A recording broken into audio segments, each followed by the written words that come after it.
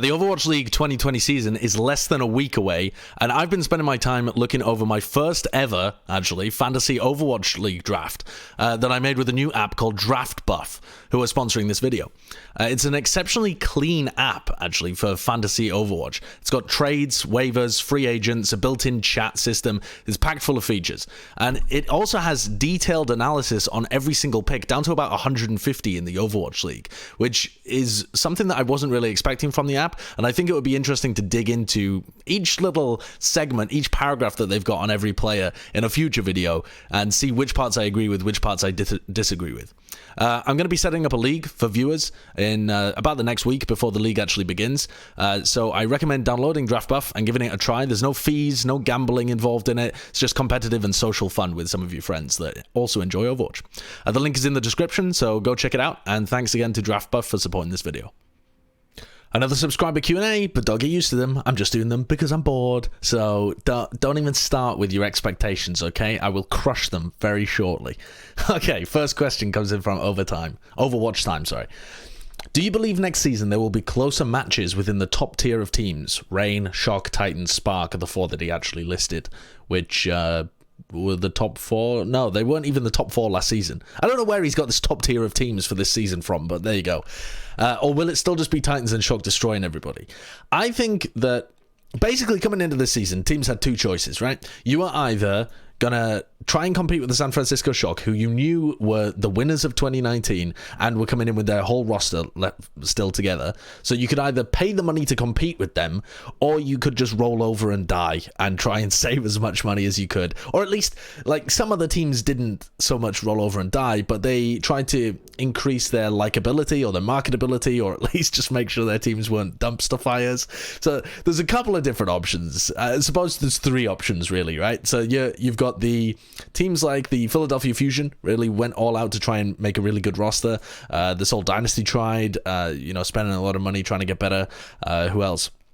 I suppose the Atlanta Reign as well made some great additions to their roster. They're looking to move up. Gladiators, these kind of teams that actually spent big money to try and improve and compete with the San Francisco Shock.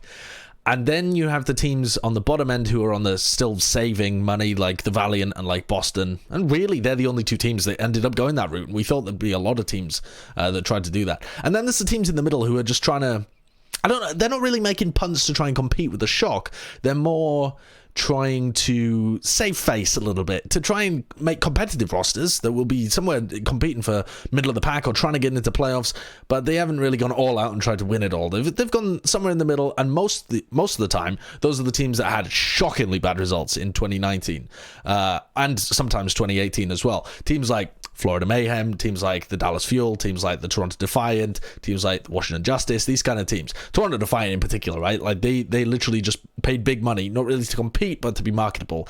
And I would say a similar kind of thing for Dallas as well. Like they didn't go all out to actually get the best that that was possibly available, but they did make some really big moves that will stop their team being a dumpster fire. So what does that wild tangent that I just went on mean? What it means is, I think, that because so many teams were willing to put in money this season to compete with the Shock, or at least become competitive, we should not have a situation like we did in 2019 where there was just three teams demolishing everybody. And that lasted for, I mean, really, there was only two teams demolishing everybody. It was Titans and the Shock. But there was a clear third place team in the NYXL for the majority of the season. And they wavered a little bit, and you could argue that they were in the Atlantic Division, so that they had an easier schedule, and that was the only reason that they were the top three team. But, you know, they beat the San Francisco Shock in stage one. They looked pretty good. They had an unbeaten stage I think that was in stage one as well. They had an unbeaten one before they came into the playoffs or something. I can't exactly remember. It was all goats, dude. And then, but basically, I don't think we're going to have a situation like that where you have three teams dominating. The meta won't be as static, or at least it shouldn't be as static. It would be incredible if it was. Like, even if the devs weren't committed to making sure the meta didn't rotate more, it would still be incredible if we had another GOAT situation, because that was just far beyond anything that we've ever seen before in a whole year of competitive Overwatch. And, you know, even with all of the GOATs, there was still the Shanghai Dragons winning stage 3 and little bits of life in there for other teams. But I do think coming into 2020, there will be teams across the top 10 who will all be taking games from each other. It might not extend all the way down to the top 10, maybe like top 6 will actually end up being the ones that are really competitive, but I do not think that we will have a team that dominates unless Krusty with the San Francisco shot can continue. They really seem like the only team that has a chance of establishing a dynasty, and even then it's not going to be dominant like it was in 2019 with them just winning, every single map in stage 2. Like, that simply ain't going to happen. I don't think that feat will ever be repeated, perhaps in Overwatch history, but certainly not next year when there's so much volatility in terms of travel and homestands and teams becoming more competitive and metas changing much more frequently. I just don't think the recipe is right there. I filled this up with water and it's warm.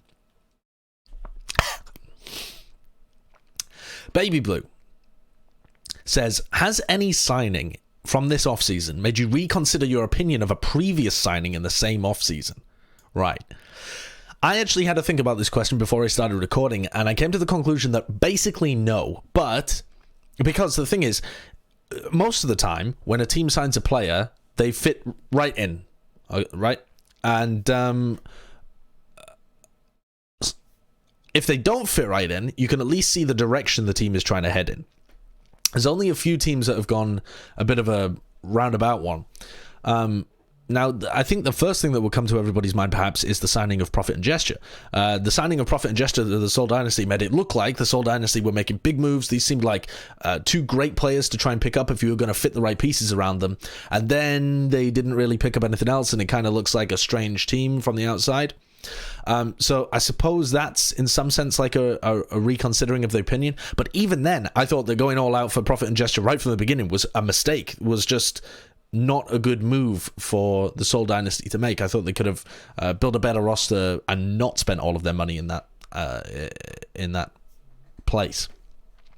So the one that the only signing and then another signing that made me reconsider the initial one that I think is valid for this 2019-2020 offseason was Hotbar and then Who Are You being signed.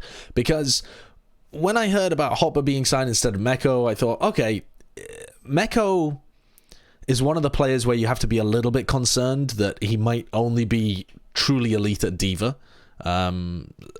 I've heard some people in the community even wonder whether or not he's elite at Diva. I think he absolutely is. The NYXL style has revolved around him and his positioning so much. This slow, constricting style of NYXL where they throw counterpunches is so much about him being able to absorb damage and set himself up in the right positions, protect his backline, support Mano, these kind of things.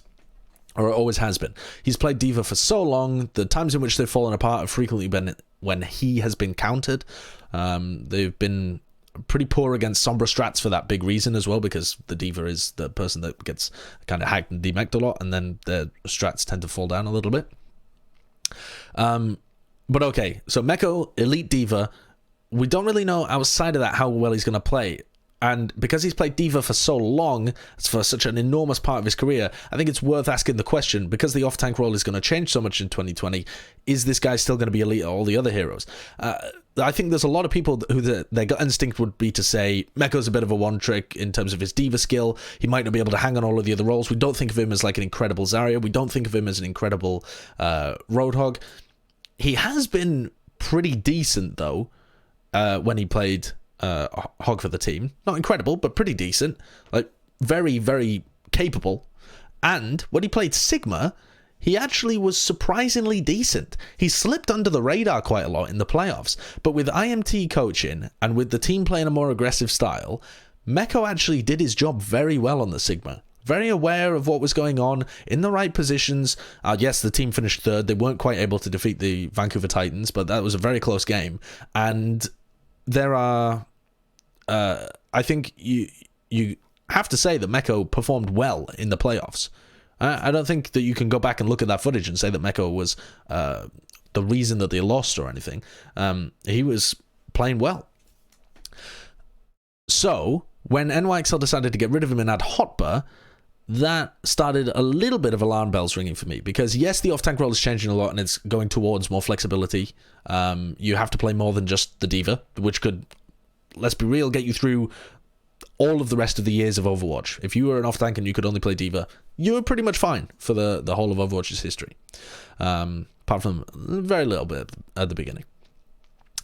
But Hopper's flexibility extends quite a lot into DPS heroes as well, which are never going to be required because we're playing 2-2-2. And he has a bit more of a playmaking style that doesn't quite fit in with the natural way in which the NYXL like to play. They don't really like their off-tank making too many plays. That's more trying to minimize mistakes is the way that NYXL play. And even when they were playing more aggressively in the playoffs, they were just putting pressure on their opponents and setting up their DPS to make plays. They weren't really asking their tanks to make plays. So, okay, when they first signed Hopper, I'm like, all right, this seems like it's a new direction for NYXL. Maybe things didn't work out with Meko, but it seems at most a side grade, and it has potential to go fairly poorly for them. And if you're NYXL and you're making, top 3 finishes year after year and looking very, very strong year after year, eventually you're probably going to get a championship. As much as people can say, oh, they're not performing in the playoffs, at some point it's a bit of a numbers game. If you're able to make it into playoffs consistently, at some point a trophy is going to fall into your hands because you get into the right playoffs meta and you're able to play. You're able to succeed. But all right, then they sign Who Are You, and IMT becomes the head coach permanently. And it's clear then that they're going in a different trajectory completely with the team. It's not just, oh, here's Hopper, we're going to go in a slightly more aggressive direction. It's here's Hopper, and then here's Who Are You. We are going in a hyper-aggressive direction whenever Who Are You is on the team. And I think that has more risks, certainly, but it puts the Hopper acquisition in a bit more context. Because I think if they have Meko and Who Are You, that doesn't really make sense. It doesn't work that well. And you're unlikely to get the best out of Who Are You. And so making a bit of a side grade and just a stylistic change from Meko to Hopper opens up the ability to play in a different way almost completely with Who Are You. And hopefully you're still able to play in the more risk-averse, constricting way that NYXL normally plays, because you can teach Hopper how to play that as well. So I think that made me reconsider my opinions of Hopper being signed. Initially, I was not a big fan of the Hopper signing. I thought that it was all right for sure, but I didn't think it would make them get that much better as a team. It just made them different. And now different could have been better. It could have been worse. But it was just a different switch. And then with Who Are You coming in as well, I think they now do have a ceiling that has increased. They still got some of the risks, potentially even more risks if they hard commit to Who Are You being on the team. But I think they can definitely pay off in the long run. Or they can just bench Who Are You and keep their old style. Blobfish124 says, why do you think Kaiser or any other contender's main tank has not been picked up by Fusion yet? Even if Sado is actually god tier, or even if he was the best Winston in Owl, they surely need a replacement for him, since Kaiser is also a very good Rein. Could your gigabrain please share some thoughts? Well, from speaking to the Philadelphia Fusion, everybody is very happy with Sado and confident in him. I think they are of the opinion that the team was dysfunctional last year and Sado was not the issue. They remember getting to the grand finals with him in 2018. Everybody on the team enjoys playing with him, this kind of stuff. If you were to be a complete objective, cynical analyst, or even if you're just concerned about like health issues and stuff like that, then yeah, it does make sense to have somebody backing up for him. Having said that, though, the step down to a bunch of contenders' main tanks is really quite enormous. And in order to get them up to speed with how the team wants to play and how your team likes things to be set up for them with the halts and with the engagements, with all of that kind of stuff, you have to give whatever main tank you have on the bench quite a bit of scrim time if you're serious about having them as a replacement. If you're just going to have them sit on the bench the entire time until Sado gets the sniffles, then fair enough. But honestly, if Sado gets the sniffles, then Poco might as well play at that point, right? So if there's the idea of like a health issue requiring you to have a backup for every position, I think doesn't quite cut it when you have to spend so much to be able to do it, and they're unlikely to get ill for more than one game. So all right, let's remove the health aspect a little bit. We've dealt with that to some extent. So why has the Philadelphia Fusion and a bunch of other teams as well not picked up backup main tanks? Because their main tank has some weaknesses. Everything comes from your main tank in a lot of metas, and particularly Orisa meta. The way in which you engage comes from them. The halts need to be timed with them. How you move into areas, your tempo, and how aggressive you play. A lot of that stuff comes from the main tank. It's a very important position. And there've only been a few teams that have been successful with rotating main tanks around. Some of the teams that you might even think of as being fairly successful didn't even have that much success rotating main tanks around. It seems to be a position where most teams just want somebody there the whole time. And I think a big reason for this is that, say the Philadelphia Fusion pick up Kaiser and they want to try and see if he's capable of benching Sado. You have to invest so much time and effort to even see whether Kaiser can bench Sado that it doesn't even become worth it, and you might as well have just been playing with Sado the whole time. So unless you can make an upgrade, or unless the players on your team think that your main tank is holding you back or letting you down, I think that it's unlikely you see main tanks actually swap a lot. Outside of having specific heroes for specific roles like Wrecking Ball, because then you sub them in when you specifically want to play. Okay, here's our Wrecking Ball scrim, go. And it's almost like a bit of a different team environment. So I think when you look at other teams like Jihan, for example, or even potentially with Eamon and Arting, whatever, you might see them rotate the main tanks, but that's because they're not effectively taking scrim time from each other because they are scrimming completely separate heroes. As for why you wouldn't want to do that with Kaiser and just put him in purely on Reinhardt, I think that it's not worth the investment, frankly. It doesn't look like Reinhardt is going to be as important in 2020, though it's very difficult to tell.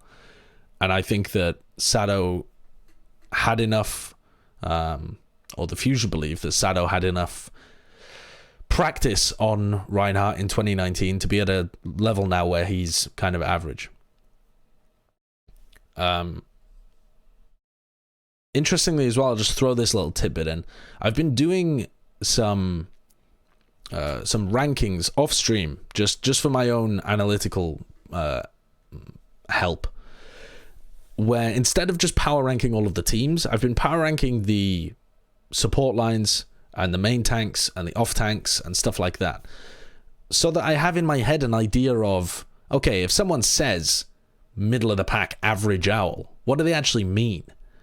And if someone says bottom 5 or top 5, like, who is even in the bottom 5, top 5? I don't think there's almost anybody in the world who does this, by the way. People spit out like top 5, bottom 5, middle of the pack all the time when they're talking about analysis. But unless you actually go through and rank them all out, it's so hard to keep that list in your head. To keep your list of 20 starting main tanks in your head and think about exactly where you would place one guy compared to all of the others. So I did this recently, and as high as most people in the community expect me to be on Sado, I think that he's almost exactly middle of the pack. I think I have him at about 11th out of 20 starting main tanks. And I think the reason that I seem like I'm so high on him is because I frequently defend him from people who think that he's like bottom of the pack, like should be benched, cut, etc. That's a very interesting thing to do if you ever want a thought experiment about people in the league, is to actually rank roles and to see where they stack up. Because you might think, okay, I really think that, like, somebody I think... well, anyway, for anybody, if you have an opinion on any main tank in the league, you might think, oh, yeah, they're pretty average, you know, they're all right. Yeah, they're probably middle of the pack. Then when you actually list them out and you think, okay, would I have them on the team instead of him? If I was building a team, would I have him instead of him? Do I think he's better than him? And you end up moving them down and then they're like bottom 6 You're like, okay, well, I guess they're not average, because the definition of average in the Overwatch League is to be around the middle of the pack, right? So I think Sado is a fairly average main tank in the Overwatch League, and I think that he has the potential to be really good at his Orisa, at his Winston, and I think that he now has enough reps on Reinhardt that he's going to be somewhere around average to just below average, but enough for the Philadelphia Fusion to be still a very competitive team. And I don't think that adding Kaiser would help them. And clearly there is a reason why Kaiser is not in the Overwatch League, and I don't mean that it's because he's toxic or has behavioral issues or any of the stuff that people sometimes say about that. I mean, literally, coaches and people have trialed main tanks and looked at a lot of scrim footage and this kind of stuff from contenders, and they have, on the whole, decided not to go for Kaiser and other people like that. I think some of it is that they would rather put their money on very much more unknown qualities in the hope that they have a higher ceiling, whereas Kaiser is a bit more of a known quantity, who, even though, yeah, he's finished like, what, top 4 in all of the contender seasons for the last 2 years or something, he's more known. Like, you can look at his scrim footage and you can see, okay, this is probably what you're going to expect from this guy. So I think whether it's through trials or whether it's through VOD review, a lot of the coaches in the Overwatch League have decided that Kaiser is not an investment that they would like to make at this point in time, because the payoff wouldn't be high enough. Okay, Koala says, do you think adding a weekend tournament mode like Dota 2 has would be a healthy addition to the game? I'm going to be honest with you, Koala. I don't really know what the weekend tournament mode in Dota 2 is, so I'm just going to assume for the purposes of this question that it's an in-game tournament that you can sign up for with like 5 of your friends, because I know that happens in some games, and that's the only thing that makes sense in my head, because like a professional weekend tournament, that can't be what you're asking, right? So the idea that I think had been going around for a little bit of time is that if you had a button in the game that you could, if you're in a 6 stack and it's Saturday at 4 p.m, you can hit this button and it signs you up for a tournament with a bunch of other people, a bit like Open Division, right? But it just runs every weekend and it's just a bracket. It's just a bracket. You just meet who you meet. You play through the bracket in a mini tournament mode. I think that would be sick. I think that that's a great addition to the game. I think that the huge thing that Overwatch is missing at the moment is any kind of transition from I'm really good at ranked to I want to start playing properly, like with a team. And a tournament mode does that fantastically. Originally, when Jeff was talking about a competitive mode in Overwatch, I think if you go back to his very first developer update, he was talking about a 6 stack only queue, like a team queue where you could go in and you would only play against other 6 stacks, and it was more competitive, right? Because the idea is that you sign up, it's like clans back in the day. You sign up with XX Omega Slayers XX, and you all have the tag, and you go in and you play against some other teams. And I think the original idea was just that you would get matched against them, but this is more of like a bracket system. I think it'd be great. I think that having anything advertised to people in top 500 saying, hey, are you ready to make the next step? Sign up for Open Division. Or, hey, here's like a feature to link you with other players that you've played with recently who are also top 500 and make a team together in Open Div. Something like that. And obviously having a tournament mode in the game would be a fantastic stepping block from that into Open Division.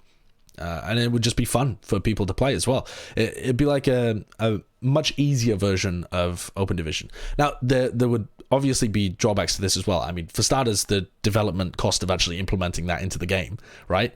But also, if you could just snap your fingers and make it happen, there would still be some issues with it, I think. For starters, there might not be very many people that actually play it, and it's likely to be a little bit like Open Division, where you can just meet somebody that's way better than you and then you're just eliminated from the tournament.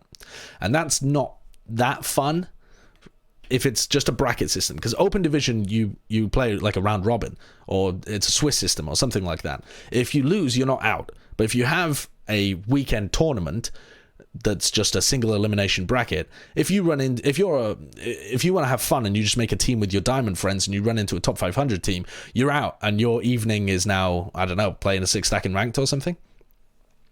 And you also run into the issues of, you're that top 500 team, you play 3 games, somebody disappears, you don't really want to play anymore, so you just forfeit the rest of your games. It'd just be rampant forfeiting and running into people that were above your skill level. Having said that, I still think that it would be fun. And I don't know whether those reasons are necessarily enough to stop an idea like that from happening. I think it's more to do with developer resources being prioritized in other areas.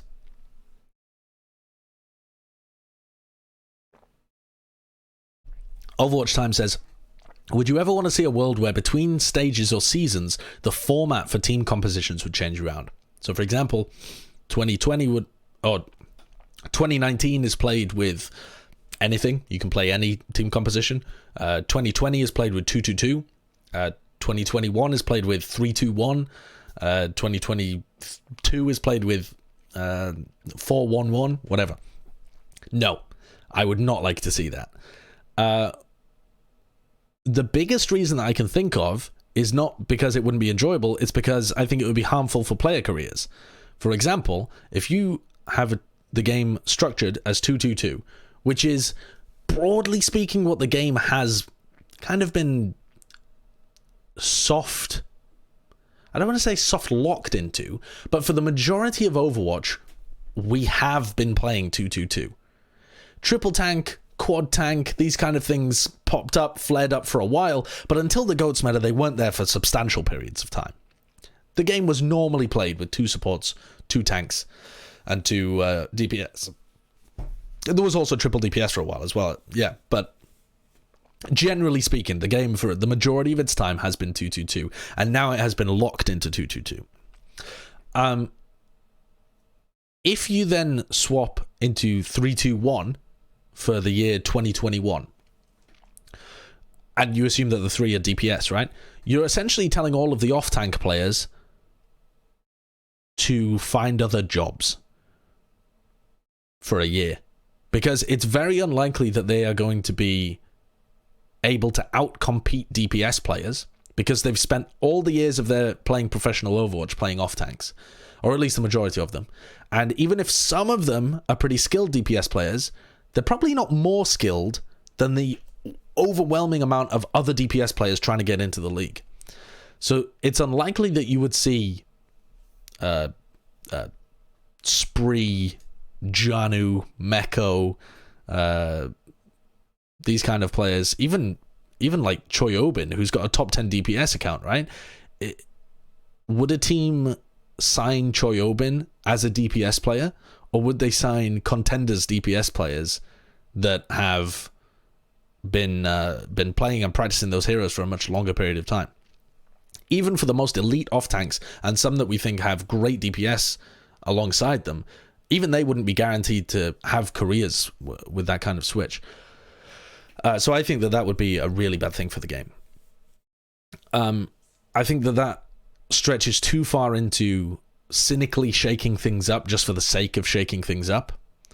I think it's all right to have regular patch changes, these kind of things, but when you are changing fundamental aspects of the game, it's similar to that analogy that people always bring up of traditional sports, but if you're playing soccer, European football, and suddenly they make you play with an egg-shaped ball, right? And like your kicks, it just flies off into the distance. That is much more, or like you're now only allowed to play 7-a-side, something like that. It's a different game at that point. You're not just making small tweaks to the game. You're not saying, oh, goalkeeper's arms are now 1.5 times as long, or the goalposts have slightly shrunk to buff something or other. You are fundamentally changing the game. You're not just tweaking numbers. You're not moving how heroes work. You are changing the basic tenets of the game. And I don't think that that is a healthy thing, even between seasons, and especially not between stages. I also think that the idea of 3-2-1, maybe I'll do another talk about this later on, like an actual video about it. But I think that the idea of 3-2-1 is not particularly great either. I think that it puts the off-tanks in a horrible position, these players that have dedicated a lot of their time to the game. I think that the game itself would be quite chaotic, but that's a bit of a side point. I think that the main tank position would become incredibly difficult to balance the tanks. The tanks haven't even been balanced yet for 2-2-2. They haven't been majorly rebalanced as they said they were going to. So I think that isn't a good idea, but I'll probably do a whole video on that at another time. Akko says, what do you think of Runner and Flowervin as GMs after Runaways' success across several rosters? I've said this a bunch of times. I think they're phenomenally talented. I think not just at being able to scout talent and be able to put it together into a team environment, but to set such a fantastic culture for their team deserves enormous respect. Leg Day has been rewatching some of the Apex streams, all of the Apex seasons, on his Twitch, and when I've been watching with him, the energy from the Runaway teams is very familial. They do really feel like a family. They feel like a bunch of people that mess around with each other, poke fun at each other like a family. There isn't that tension, and it may take them a season of being bad to be able to get back up to the top again, but they keep doing it, and they always have this connection and bond with the players that they play with. I think that's phenomenal. I think that's everything that you could possibly want from a GM. They've also been very successful in being able to sell those players to the Overwatch League. They've been successful at creating a great brand and a lot of fans, and now they're starting to branch out into other games. They are the gold standard in terms of GMs as far as I can see. JumpBoy88 says, do you think a 12-man roster with no fielding limitations is restricting the amount of talent in OWL? For example, imagine there was some rule where you could only field a player for 2 maps, so you needed at least 2 sets of players. Could you see a 15 to 18 person roster, and would this increase the competitive aspect of the game if there was some strategic fielding components? No. So many problems with this, though. Like, okay, so if this was the case, where a player could only play for 2 maps, so that you had to rotate people in and out constantly, I mean, there's no reason that this should be the case. I think, other than ensuring that everybody on the 12-person roster got to play, I suppose. Like, you could say that it would be an initiative designed to stop people rotting on the bench, but then for some reason JumpBoy88 has opened up the roster now to 15 to 18 people, so it doesn't even help with that. A 15 to 18 person roster would be astronomically expensive. I mean, 12-person rosters are already astronomically expensive. Way expensive. I'm surprised that so many people in the team, in the league, are going for them. They are ridiculously expensive to maintain in terms of the value that you actually get out of them. So, increasing that to 15 to 18 would be utterly unsustainable. I mean, no team would want to do it. Outside of that, if you can only field a player for 2 maps, I think you lose this aspect of a connection with the style of a team, with the personality of the players and how they exhibit that on stage. You struggle to build storylines and star building because you don't have an identity for the team and like an expected roster that's going to come out. You don't even know what to expect when you see a certain roster. We really do know that a lot of the time when we see the Overwatch League. If you see a certain DPS player being fielded, you know that they're probably going to run like a certain composition, certain strategy, whether they're going to be aggressive or whether they're going to be a little more defensive, whether they're going to prioritize Widowmaker or whether they're going to play, Pharah, for example. These kind of things are evident because you have, generally speaking, a set roster, and then you make substitutions for variants. because you're forcing the variance here, you're just creating chaos. It's not entertaining, and it certainly wouldn't increase the competitive aspect of the game, because being able to, I mean, unless it's never going to increase the competitive aspect of the game. It's probably going to rip it to shreds, because you have to share scrim time with all of these players. The way out of this could potentially be, if you had this rule, you would, the best thing to do as a team would be sign a 12-man roster and then just have an A team and a B team. But at that point, all you're doing is making every team in the league field 2 teams. So all you're doing is doubling the size of the teams in the league and making them play half the games, and putting them all under, like, you're putting 2 teams under the Vancouver Titans banner. I don't understand what the purpose of this idea was, but I don't think it's a good idea, no. Now, as for the original question, though, because maybe we'll be able to dig into the purpose of the question if we hop back to the original point. Do you think a 12-man roster with no fielding limitations is restricting the amount of talent in OWL? So I think the purpose of this question is to try and dig into, if you can just have people sat on the bench, is that a bad thing for the Overwatch League? And I was talking with Custer on his stream about this recently, and I think this is actually an interesting question. Custer is of the opinion that sitting on a bench is just a killer for a player career, and that he thinks it would be better for the game if we were all locked to 6-7-man rosters, so that you can't really make substitutions. You can't have people just sat on the bench permanently. There's got to be some kind of rotation, or everybody gets playtime. I think this makes no sense, because substitutions are entertaining, all right? The variance and strategic stuff is entertaining, but even when they're just sat on the bench all the time, they are still getting a very good salary and benefits that they otherwise would not get. These players would just be in tier 2 if they weren't sat on a bench. There is no world in which everybody has 6-man rosters, but there are more people with pro careers. If you have smaller rosters, you have less people being supported financially by the Overwatch League. You have less pro careers. And that, I think, is not a good thing. I think it's still better to have a pro career, even if you're sat on a bench, because you can then try and transition that into a good pro career. You can try and transition that into doing talent or doing streaming, like Avast. It's just sat on the bench the entire season, didn't get a single game, as far as I can remember, of playtime, but has become a talented caster, analyst, and also streamer. And he has used that to springboard his career. Just being on the bench. That's his identity, is that he's benched. He's a black hole. If you had 6-man rosters, you would have none of those people. They would all be playing in tier 2. And then the people in tier 2 would get shifted down and out as well. The current people in tier 2 would not really be able to play, because the better people who are currently sat on the bench would be playing in tier 2.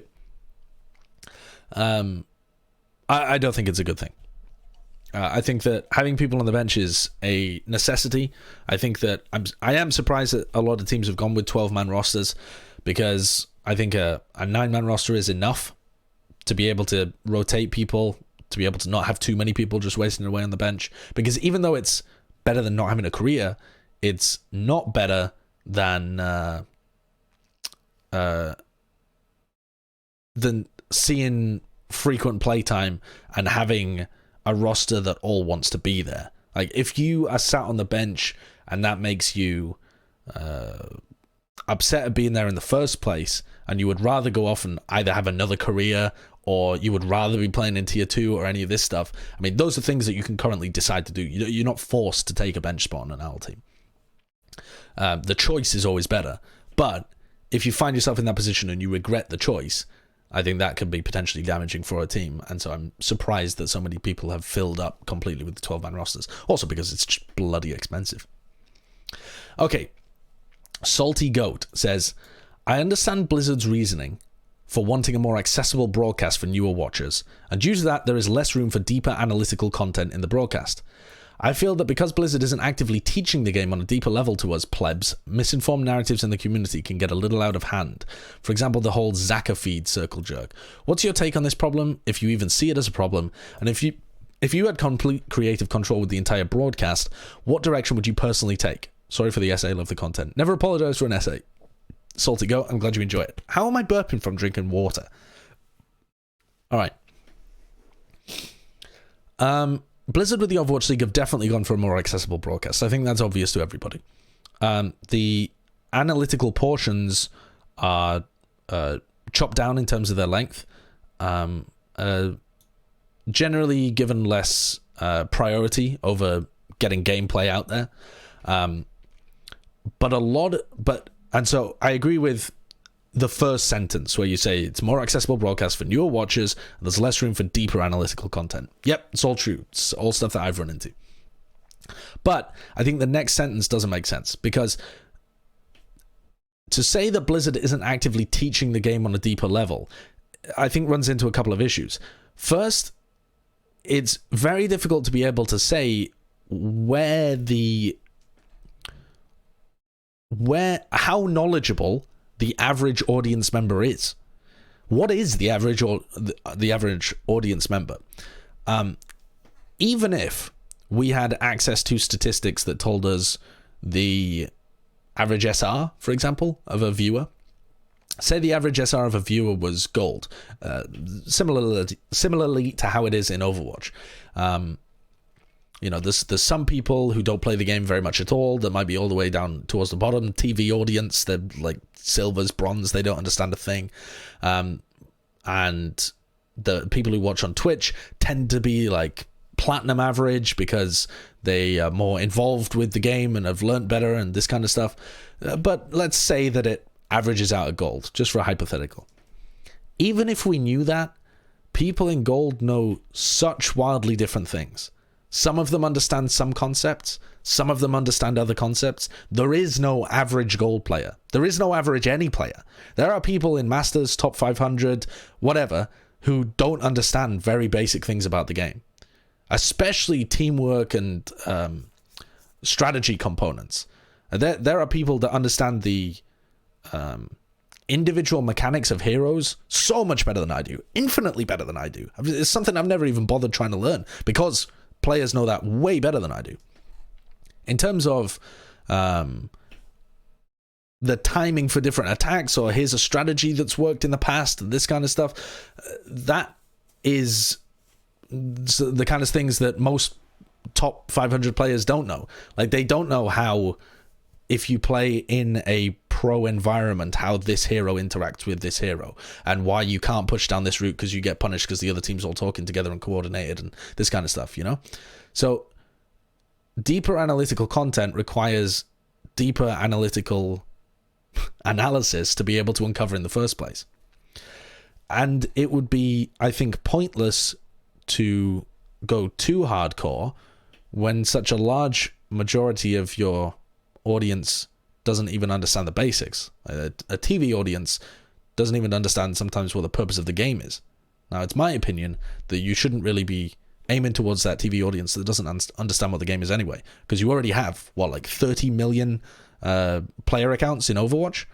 If you manage to nab 0.1% of that, wait, have I done my maths correctly? What is that? 0.1% of, what did I say? 30 million? No, that's only 30,000. All right, let's bump that up. If you manage to capture, dude, I'm so bad at maths.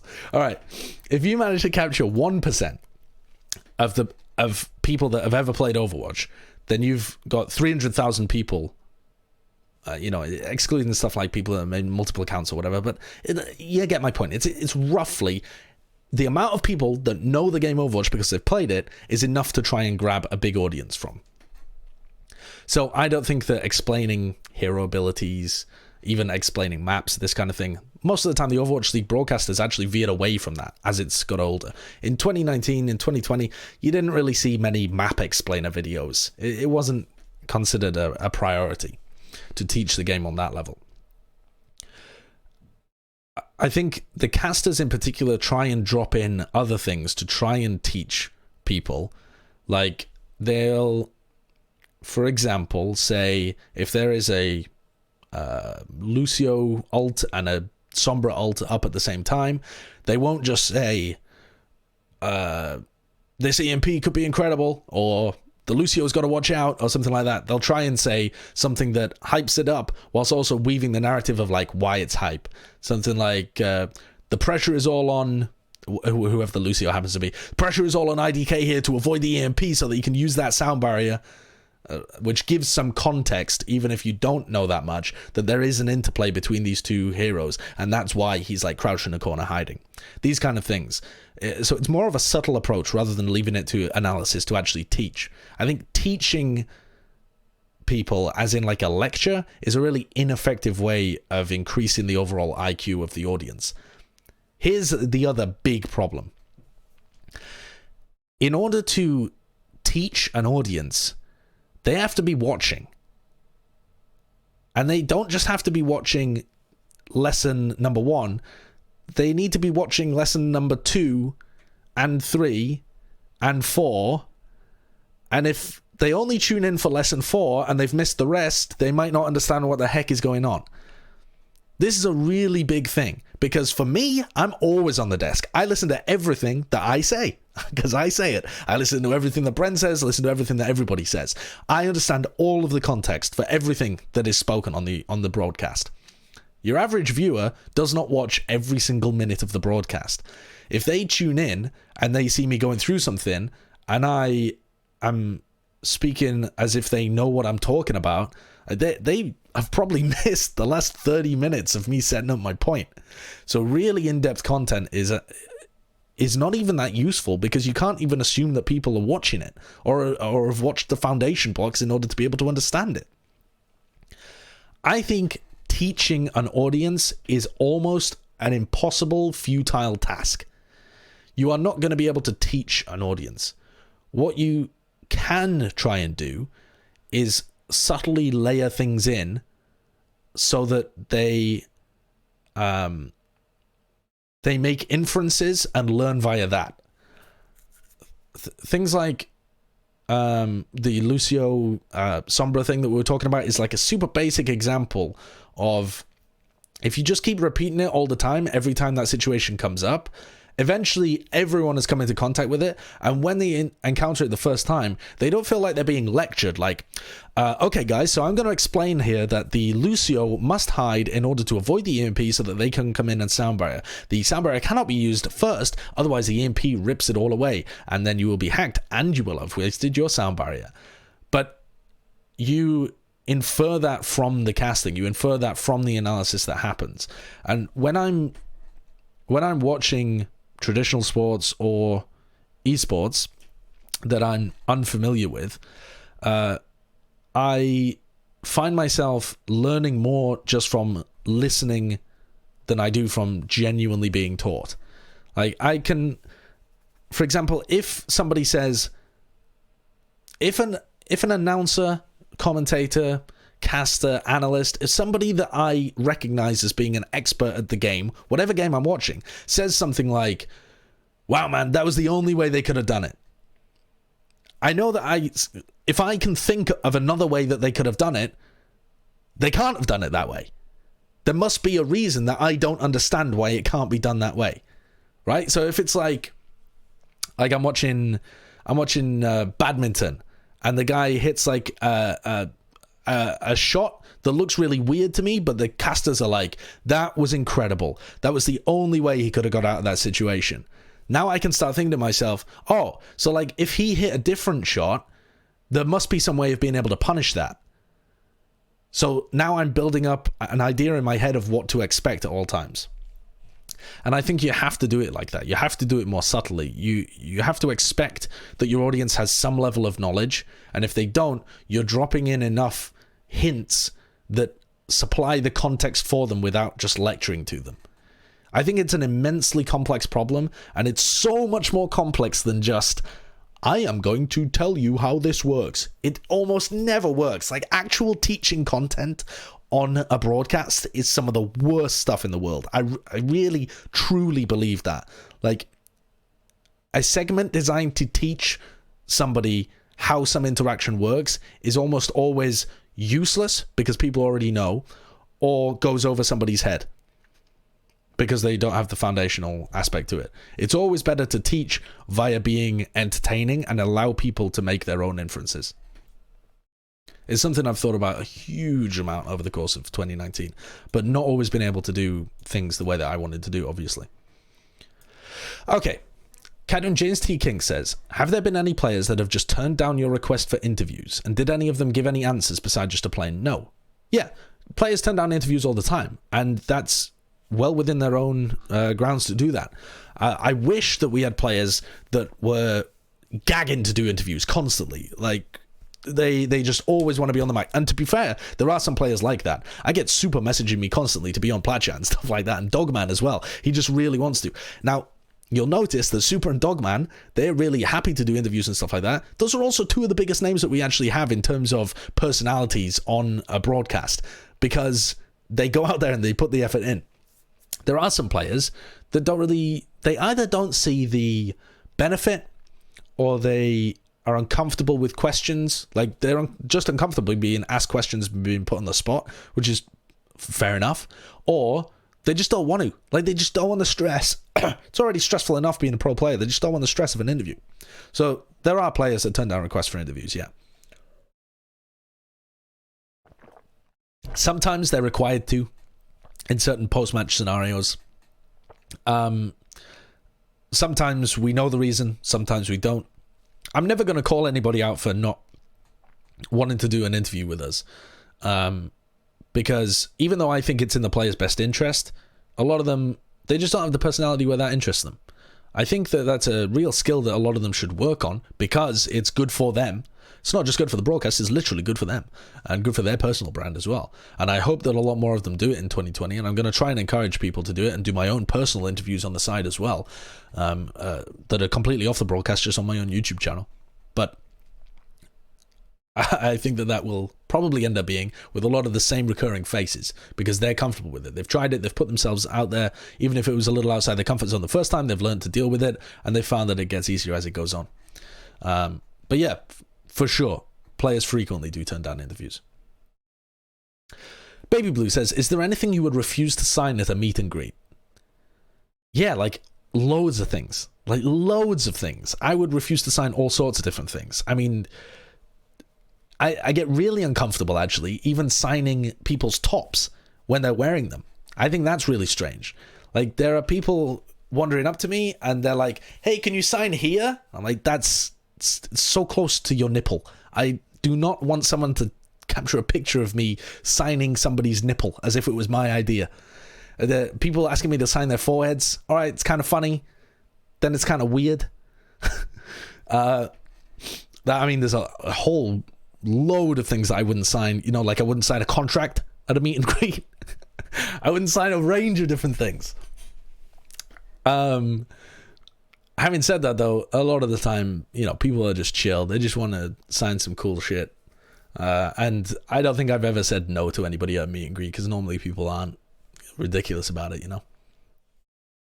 Formation says, on a related note, at CSGO's ESL One Cologne, Olofmeister was trolled by a fan during the player walkouts, when instead of a high five, the fan tricked Olof into slapping a large black dildo. Where would you draw the line in terms of things you'd high five for a joke? This isn't even asking my opinion on whether I think that's beyond the line or something. Where would I draw the line in terms of things that I would high five for a joke? I mean, was it used? I think that changes everything if it was used. But where would I draw the line in terms of things I would high five for a joke? I think, generally speaking, my initial thought is probably true. If anything has been used in a weird way, probably not into it. Like, even your hands. If your hand has been in a weird place, if you've used it for some weird stuff recently without washing it, not really down to high five you. I'm not down for high fives at the best of times, honestly. A lot of surface area contact there, a lot of germ distribution. Knuckles. That's great. They barely touch.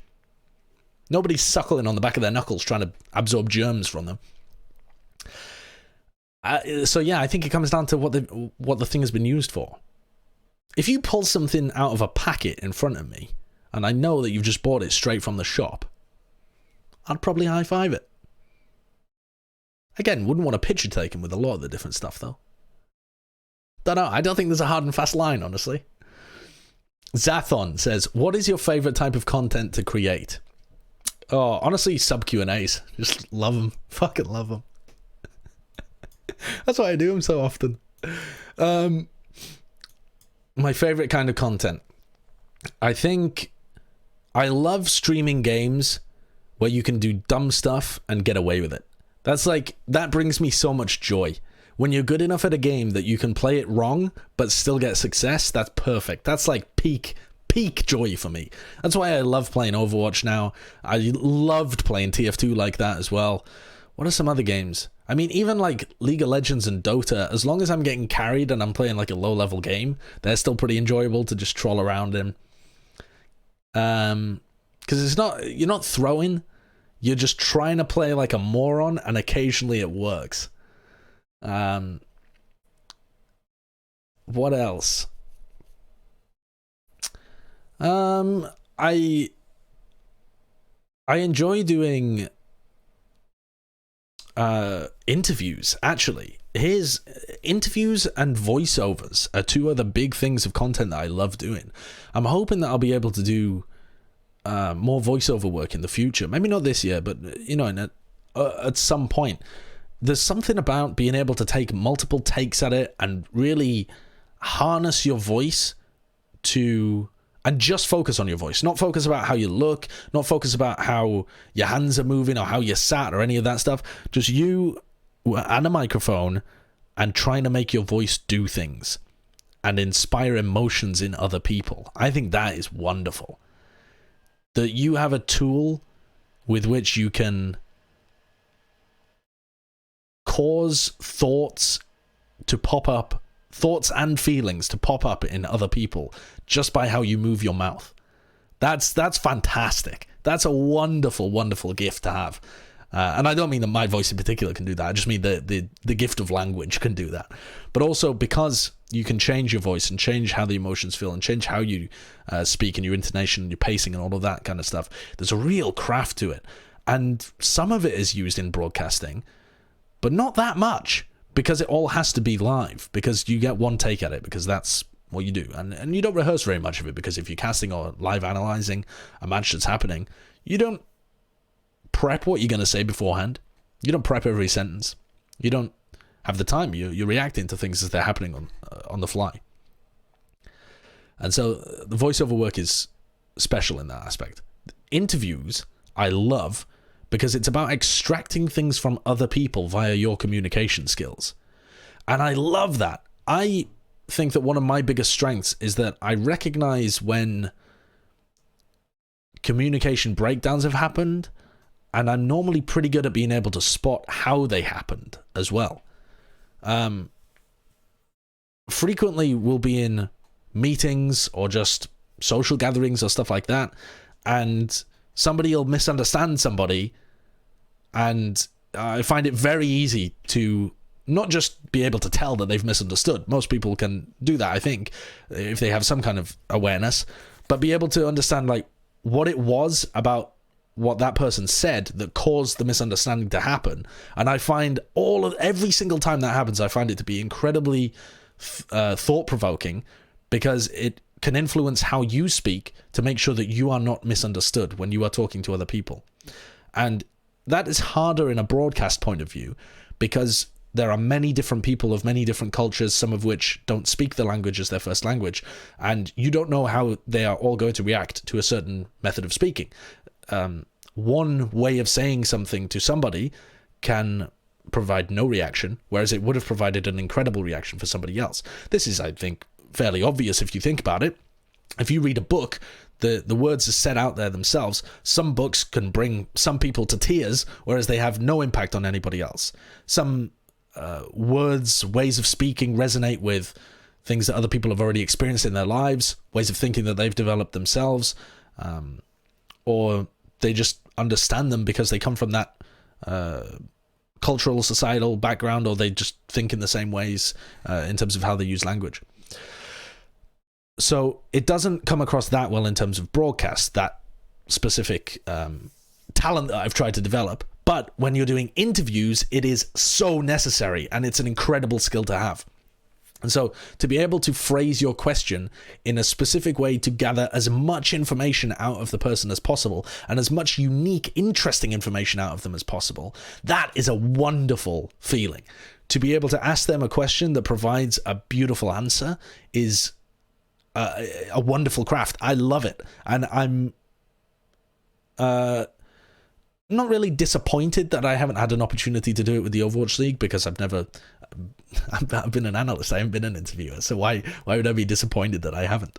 But I would love to have the opportunity in the future to do it with somebody, whether it's the Overwatch League, whether it's my own content, whether it's a different tournament organizer, something like that, because it is one of the aspects of broadcasting, or just journalism, or whatever you want to call it.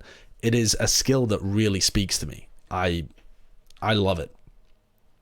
And I think that I have a pretty decent talent for it as well. I have done interviews in the past, and I think almost all of my interviews have been very enlightening compared to interviews that other people have done with those same players, staff members, interviewees in the past.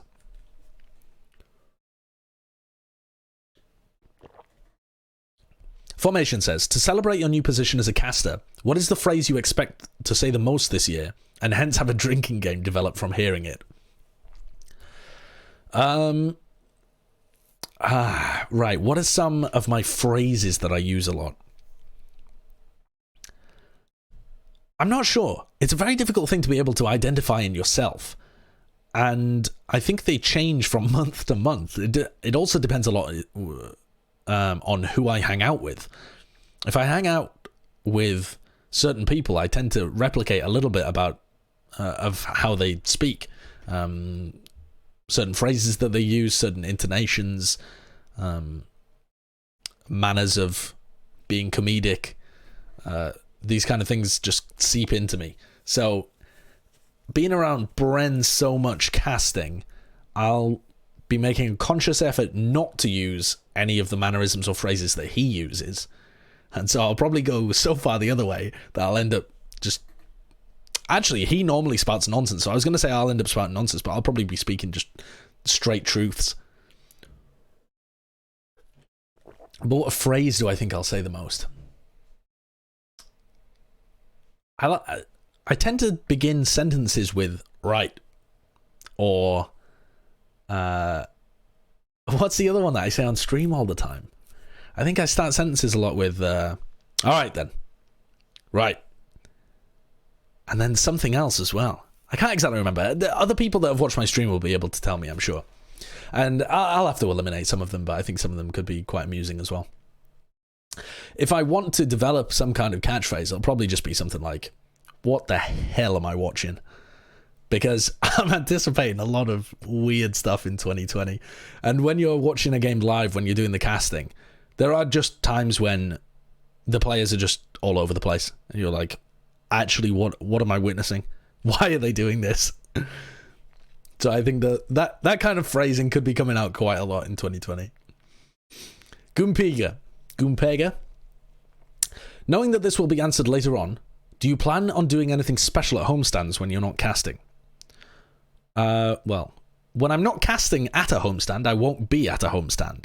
So any homestand that I attend will be one that I am working at, but I won't be casting every game at every homestand, you're right. So there will be times where I'll have free. As for what I'm planning special, yeah, I'm planning to do a bunch of content with players if possible, players and coaches and staff. Planning on doing my own interviews if I can get in touch with teams that are willing to do it at certain homestands, to put those up on my YouTube channel, and then planning to do podcasts with them as well. I'll also be participating in meets and greets and this kind of stuff at homestands, I'm sure.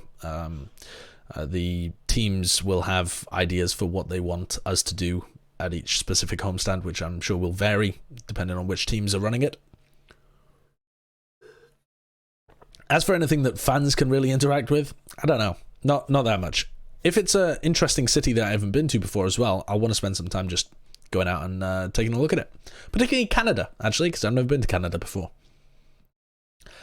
PriestPlays says, "Hello, Mr. Sideshow Overwatch. You mentioned on your most recent stream that you would be moving in with your girlfriend. Does this mean no streaming house, or is Beth along for the ride? Thank you for your time."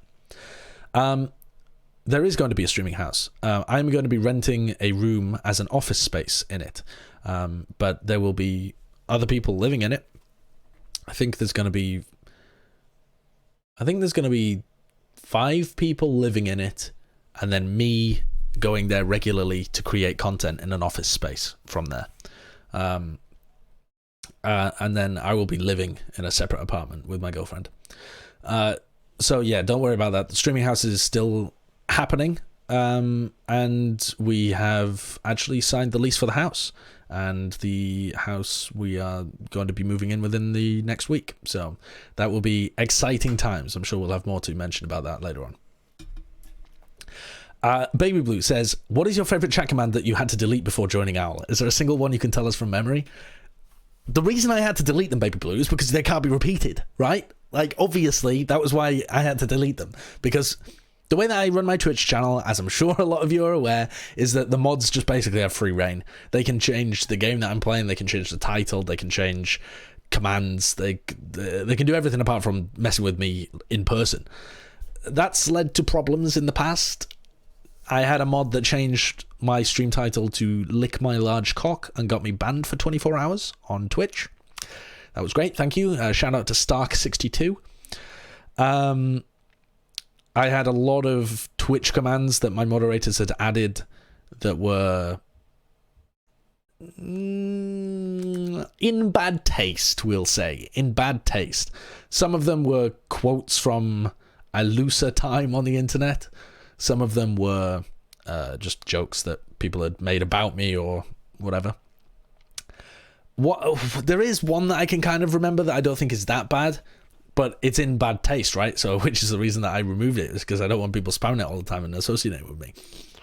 But it went something like, I think Admirable made it up, actually, but that might be wrong. I might just be slandering him.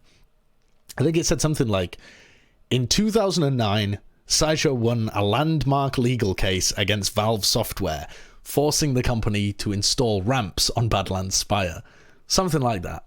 I think that was a fantastic one. I thought that was a wonderful joke. There's a little in-joke for all of the people that have been following me since TF2 or have been hanging around my stream for way too long.